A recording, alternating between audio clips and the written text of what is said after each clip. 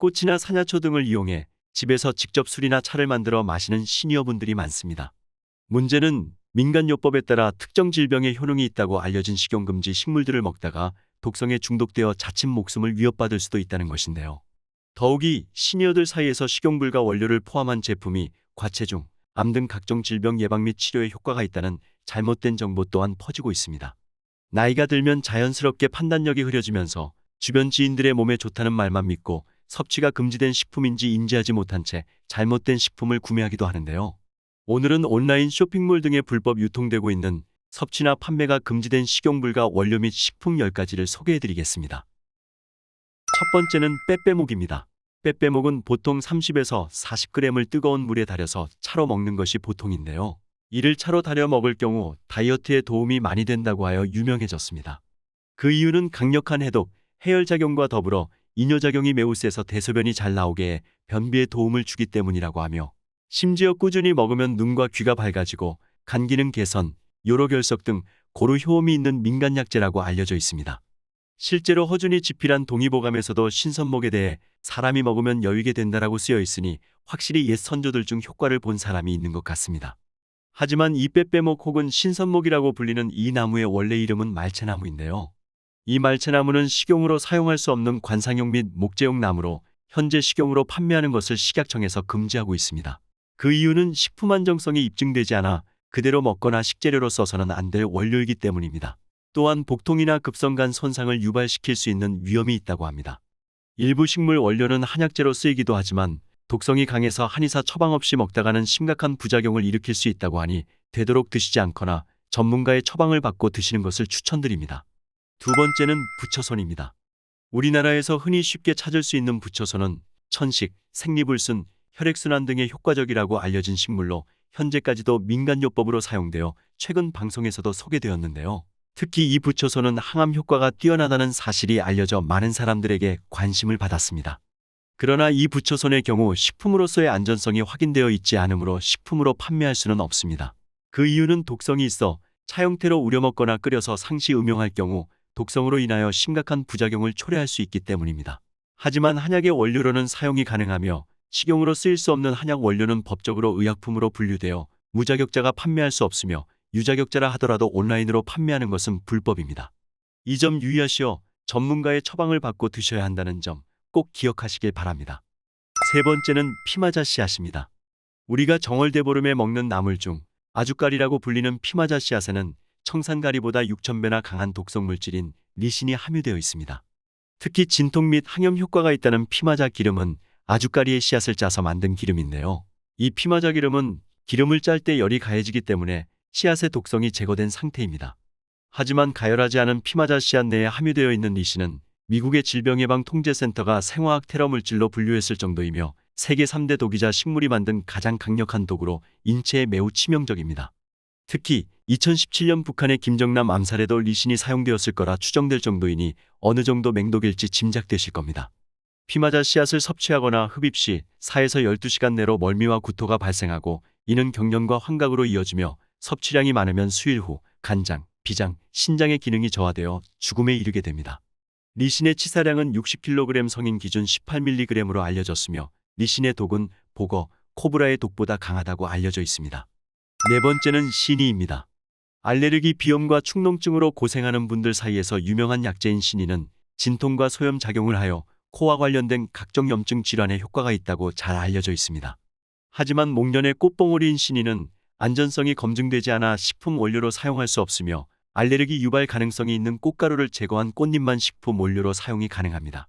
특히 이 시니의 독성은 비교적 낮은 편이지만 과다 섭취 시에는 현기증, 결막충혈, 비강 건조 등의 증상이 주로 발생하고 알레르기 반응을 유발할 수 있습니다. 다섯 번째는 나비완두콩 꽃입니다. 안토시아닌 성분이 들어있는 이 꽃의 추출물은 주로 천연 섬유를 염색하는 데 사용되는데 pH 농도에 따라서 보라색 또는 분홍색으로 변하기 때문에 농도 조절을 통하여 색상을 아름답게 연출시키기도 합니다. 얼마 전 국내에서 나비완두콩 꽃으로 음료를 제조해 판매하다 적발된 것처럼 나비완두콩 꽃은 식용불가 식품입니다. 안전성이 입증되지 못한 것이 주된 이유인데 특히 이 꽃에는 여성들이 마실 경우 자궁수축을 촉진시키는 성분이 함유되어 있습니다. 최근 태국의 명차로 알려진 나비완두콩 꽃은 그동안 국내에서 암세포를 죽인다거나 기억력을 높여준다는 주장을 내세우며 침출차로 판매가 이루어졌었는데 이는 엄연히 불법입니다.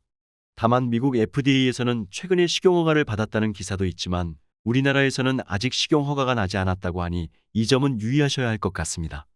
여섯 번째는 인삼꽃입니다. 얼마 전 홍삼 농축액 대신 식품에 사용할 수 없는 인삼꽃을 넣어 홍삼 제품을 만든 업자가 당국에 적발되기도 했는데요. 인삼의 뿌리, 줄기, 잎이나 열매는 식품에 사용할 수 있지만 인삼의 꽃은 사용이 불가합니다. 그 이유는 인삼꽃은 지속적이고 과다하게 섭취할 경우 구토, 두통 등 부작용 발생 우려가 있고 국내 식용 근거가 부족해 식품으로서 안전성 등이 입증되지 않아 식품의 원료로 사용이 불가능한 것인데요. 그럼에도 불구하고 업체에서는 원가를 줄이기 위해 홍삼 농축액은 절반만 넣고 나머지는 불법 농축액으로 채웠던 것이죠. 이제 명절에 우리가 많이 선물 받게 되는 인삼이나 홍삼도 성분을 한번 꼼꼼하게 따져봐야 할 것 같습니다. 일곱 번째는 자리공입니다. 지난 10월 충북에 위치한 한 교회에서 주민 9명이 인삼을 닮은 식물 뿌리를 인삼으로 오인해 먹고 구토 등의 증상을 보여 119 구급대가 출동한 일이 있었습니다. 이분들은 교회 인근 인삼밭에서 채취한 큰 뿌리를 잘라서 조금씩 나눠 먹었다고 밝혔는데요. 이렇게 뿌리가 인삼과 비슷하다고 해서 자리공을 인삼으로 오인해 섭취하는 사람들이 간혹 있는데 자리공은 일반인은 절대 사용해서는 안 되는 독초입니다. 자리공의 뿌리와 열매는 독성이 강하고 물에 녹는 독성 성분이 있어 복통, 구토 등 급성 위장질환을 유발할 수 있기 때문에 식품의약품안전처에서는 자리공의 전초를 식용물과 임산물로 지정하고 판매를 금지하고 있는 것인데요. 일반적으로 자리공 뿌리를 복용하게 되면 30분에서 3시간 이내에 열이 나고 심장박동이 빨라지며 호흡 횟수가 증가하고 음식물로 인해 위속이 불편하고 토할 것 같은 느낌이나 복통 설사를 일으키게 됩니다. 심하면 중추신경이 마비되고 호흡운동에 장애를 일으키며 혈압이 하강하고 심장마비로 사망할 위험이 있으니 자리공 뿌리를 도라지, 인삼과 잘 구분하셔야 할 것 같습니다.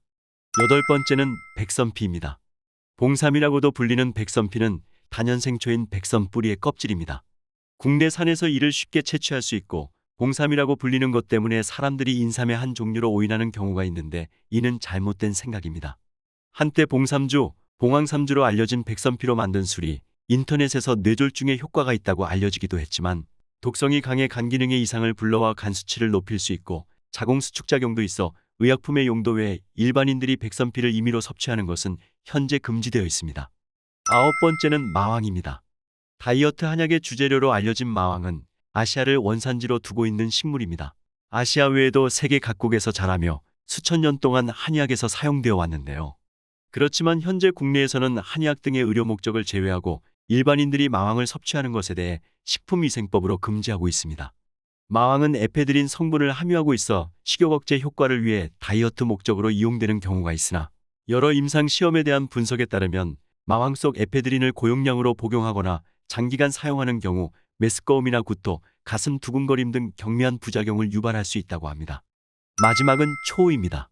투구꽃으로 널리 알려진 초호도 독성이 강한 식물입니다.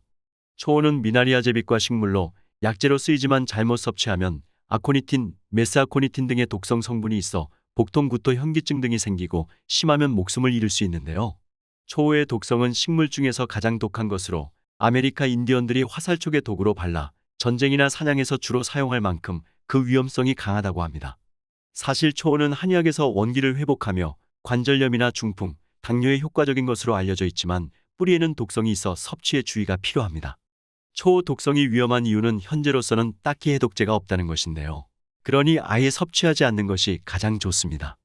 위 영상에 소개된 식용물과 식품들은 인체에 심각한 부작용을 초래할 수 있기 때문에 섭취 시 꼭 전문가와 상의하는 것이 좋으며 특히 식용나물과 초호 같은 독초는 눈으로 구분하기 어려우니 사진 등의 자료에 의지하는 행동은 아주 위험한 것으로 잘 모르는 산나물은 채취하지도 말고 먹지도 않는 것이 좋습니다.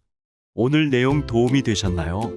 도움이 되셨다면 좋은 영상 주변 지인분들께도 공유 부탁드리며 저는 다음 시간에 더욱더 유익한 정보 가지고 찾아오겠습니다. 오늘도 끝까지 시청해 주셔서 감사합니다.